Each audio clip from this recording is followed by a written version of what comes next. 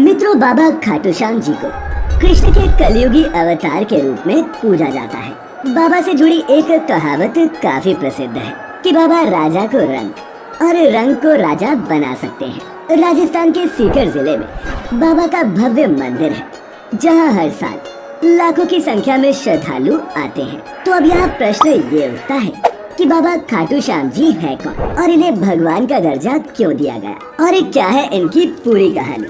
यही जानेंगे मिलकर आज की हमारी इस वीडियो में। तो मित्रों, नमस्कार और स्वागत है आपका द डिवाइन टेल्स पर एक बार फिर। सबसे पहले तो आपको ये बता दूं कि खाटू श्याम बाबा का असल नाम बरबरीक था, जो घटोत्कच के पुत्र थे। जी हाँ, वही घटोत्कच जो भीम और राक्षसी हिडिंबा के पुत्र थे। महाभारत में मिलने वाली कथा के अनुसार बर्बरीक दुनिया के एक बहुत शक्तिशाली धनुर्धर थे। कहा जाता है कि बर्बरीक पूरे महाभारत के युद्ध को अपने 3 बाणों के साथ खत्म कर सकते थे और उनके बल पर वो कौरवों या पांडवों की पूरी सेना को समाप्त कर सकते थे। इस कथा के अनुसार जब महाभारत का युद्ध शुरू होने वाला था, तो उन्होंने ये घोषणा की कि वो उस पक्ष की तरफ से लड़ेंगे जो हार रहा होगा।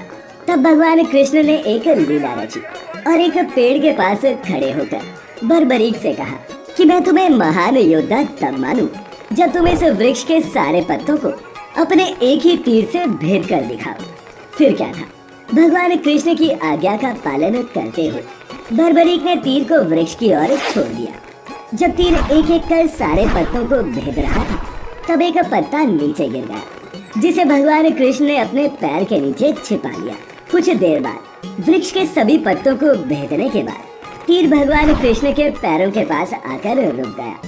तब बर्बरीक ने कहा कि प्रभु, आपके पैर के नीचे एक पत्ता है, कृपा करके पैर हटा लीजिए, क्योंकि मैंने तीर को सिर्फ पत्तों को भेदने का आदेश दिया था, आपके पैर को नहीं। ये देख भगवान कृष्ण आश्चर्यचकित रह गए और बर्बरीक की कमजोर पक्ष का साथ देने की घोषणा से भी चिंतित हो गए, क्योंकि भगवान समझ चुके थे कि बर्बरीक बहुत शक्तिशाली था और अगर उन्होंने हारते हुए कौरवों का साथ दिया तो पांडवों की हार होना निश्चित थी। ऐसे में भगवान कृष्ण ब्राह्मण के वेश में सुबह सुबह बर्बरीक के शिविर के द्वार पर पहुंच गए और उनसे दान मांगने लगे। बर्बरीक ने उन्हें देखा तो पूछा, मांगो ब्राह्मण, क्या चाहिए।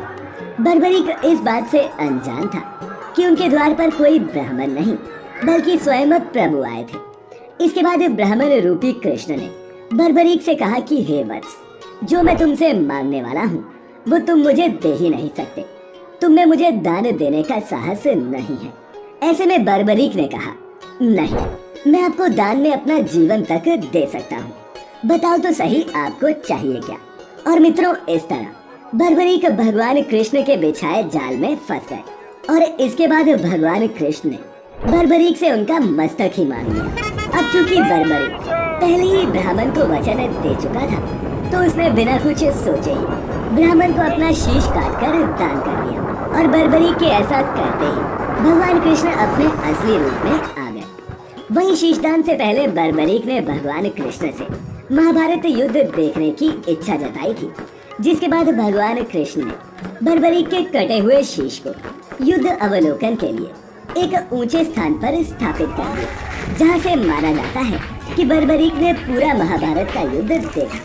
तो मित्रों, ये तो थी बर्बरीक के जन्म और शीशदान की कहानी, लेकिन ये बर्बरीक खाटू श्याम जी कैसे बने, अब ये जानते हैं। दरअसल युद्ध में विजयी होने के बाद पांडवों में विजय का श्रेय लेने के लिए आपस में वाद विवाद होने लगा। तब भगवान कृष्ण ने कहा कि इसका निर्णय बर्बरीक का सिर ही कर सकता है, क्योंकि एक वो ही है जिसने ये पूरा युद्ध देखा है। इसके बाद पांडवों सहित भगवान कृष्ण अरावली की पहाड़ियों की तरफ चल पड़े